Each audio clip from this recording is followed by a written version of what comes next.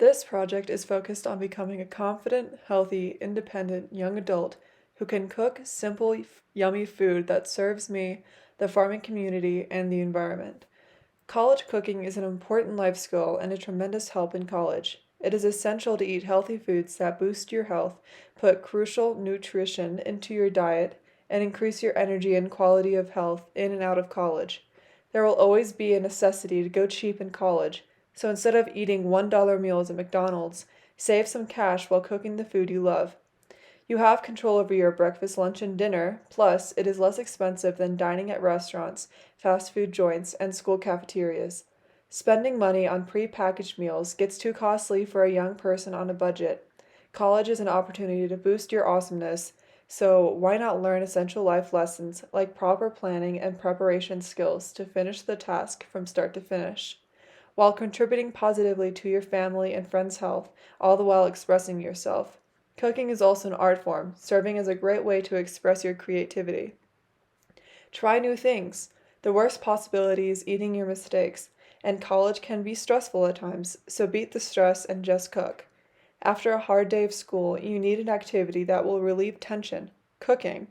Cooking is a great way to expand your mind and help you understand world cultures, customs, and flavors. Why not learn life skills like eating healthily, budgeting your money, and cleaning? Most importantly, spread the love.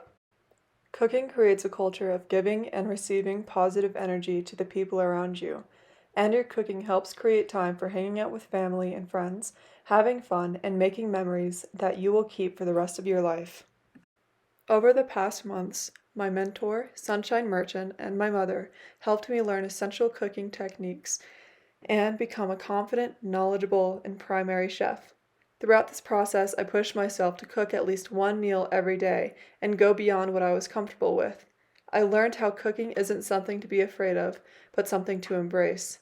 Cooking served more than an opportunity to eat the foods I love, but the time spent with my mother, learning essential skills, and creating meals that have been passed down from generation to generation.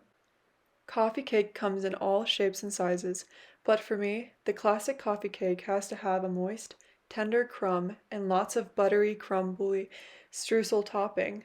I started with a classic sour cream coffee cake recipe, but I mixed things up a little with the streusel topping. Veering from the traditional simple cinnamon streusel, I flavored the crumb topping and filling with toasted coconut flakes and nuts for crunch and a hint of fruity sweetness. Here is what you'll need to make it: all-purpose flour, or you can substitute it with gluten-free all-purpose flour, baking soda and baking powder, yep, you'll need both, sour cream, butter, always bake with unsalted butter, eggs, sugar, brown sugar, coconut, pecans or walnuts. Temperature is key to making the very best sour cream coffee cake.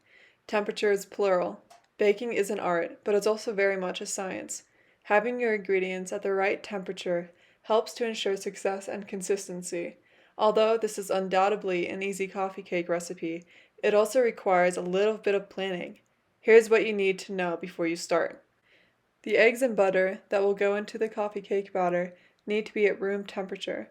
The butter you'll use to make the crumb topping will be easier to work with. You'll be grating it with a box grater if you freeze it first. Before you start cooking, make sure to preheat your oven to 350 degrees Fahrenheit. And once you've gathered all your ingredients and everything is at the right temperature, now it's time to finally make your cake.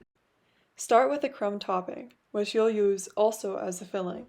Begin by thinly chopping the pecans and put them into the oven, which is at 350 degrees. Bake until slightly brown and toasty. You can do this by smelling it. This can be held in the fridge while you make the coffee cake batter. Combine the flour, sugar, coconut, and pecans, and salt in a bowl.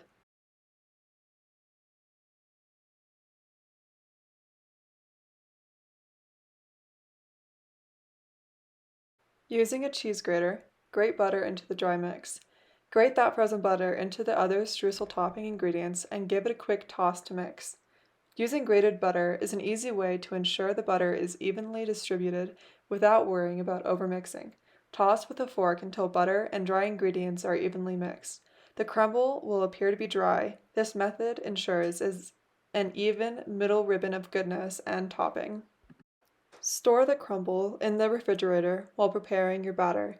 To ensure a tender, dense crumb, sift the dry ingredients before mixing them with the wet.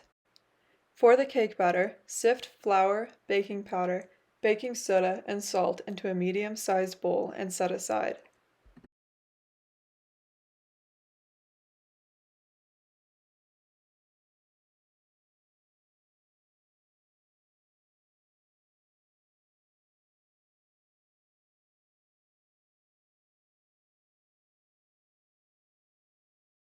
In a stand mixer, or by hand, whisk the softened butter until light and fluffy. Add the sugar slowly, followed by the eggs one at a time, fully incorporating with each addition. Add 1/3 of the sifted dry ingredients and 1/3 cup of the sour cream to the bowl of the stand mixer. Beat until they're fully incorporated. Then add the remaining sour cream and dry ingredients. Beat on high for about 3 minutes.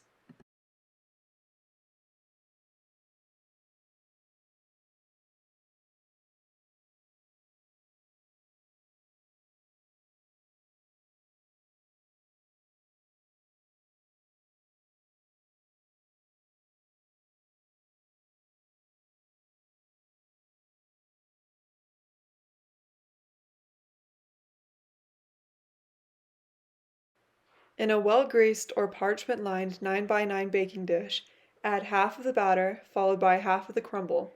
Add the remaining batter and crumb topping.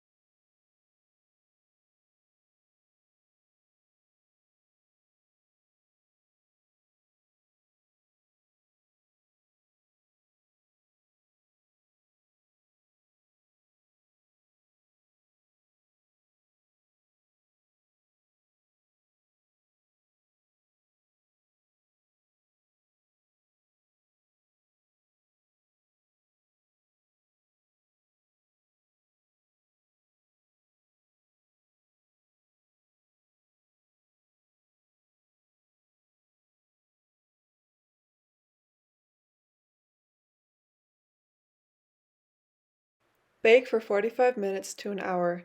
Check for doneness with a toothpick, which should come out clean. Cool on a wire rack for 30 minutes before serving. Tuck in, if you can. Wait at least 30 minutes before cutting into the cake. Tough, I know. This next recipe is called firecracker meatballs with roasted green beans and sesame rice. These meatballs are truly game-changing thanks to a certain sauce. Once the meatballs are baked, they're tossed in the magical condiment, then planted atop sesame seed, flecked rice, along with crispy roasted green beans. A little recommendation before we start. I'd recommend you taste the Korean chili flakes on their own first before garnishing your dish. For this recipe, I would recommend you bust out 2 large bowls, 1 small pot, baking sheet, kosher salt, black pepper, vegetable oil, and the ingredients are scallions, ginger, mayonnaise, sour cream, honey, soy sauce, sriracha, sesame seeds, jasmine rice, ground beef, panko breadcrumbs, green beans, Korean chili flakes. I'd recommend that you try the sriracha and the Korean chili flakes for those of you who can't handle spice. Adjust rack to top position, top and middle positions for 4 servings, and preheat oven to 425 degrees. Wash and dry all produce. Trim and thinly slice scallions, separating whites from greens. Mince whites, peel and mince ginger.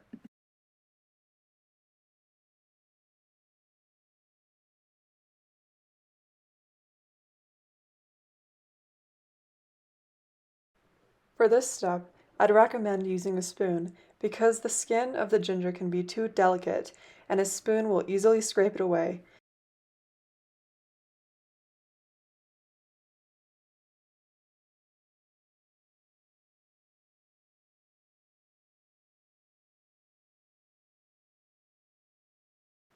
The second step is to make the secret firecracker sauce. In a large bowl, combine mayonnaise, sour cream, honey, 2 teaspoons soy sauce, and sriracha to taste. Set aside.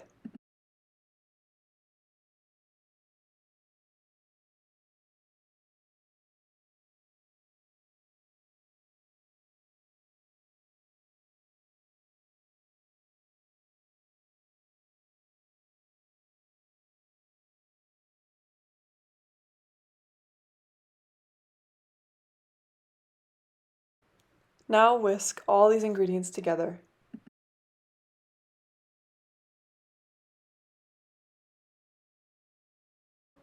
Thirdly, you're going to want to cook the rice. Heat a drizzle of oil in a small pot over medium-high heat. Add half of the sesame seeds, save the rest for serving. Cook, stirring until golden brown, 1 to 2 minutes. Add rice, 3/4 cup water, and a big pinch of salt. Bring to a boil, then cover and reduce to a low simmer. Cook until rice is tender, 15 to 18 minutes. Keep covered off heat until ready to serve.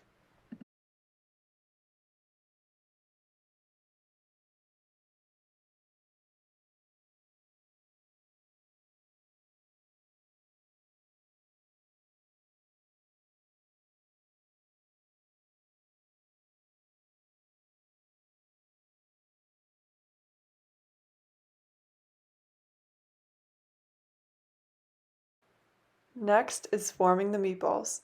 While rice cooks, in a second large bowl, combine beef, panko, ginger, scallion whites, remaining soy sauce, salt, and pepper. Form into 10 to 1.5-inch meatballs.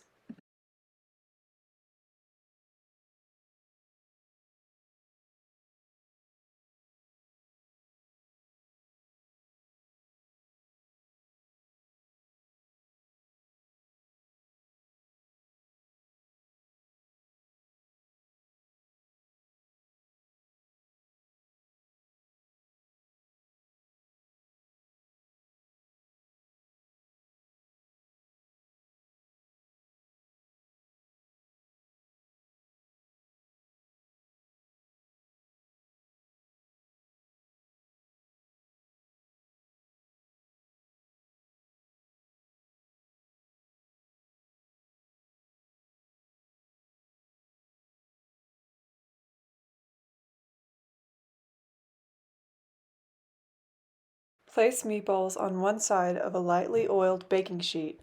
On empty side, toss green beans with a drizzle of oil, salt, and pepper. Roast on top rack until meatballs are cooked through and green beans are brown and tender, 14 to 16 minutes.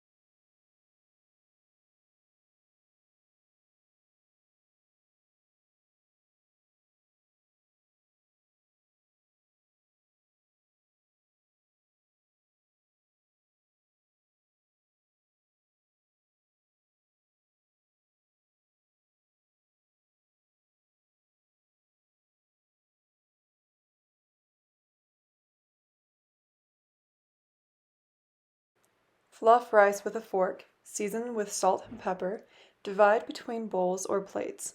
Carefully add meatballs to bowl with sauce, toss to coat.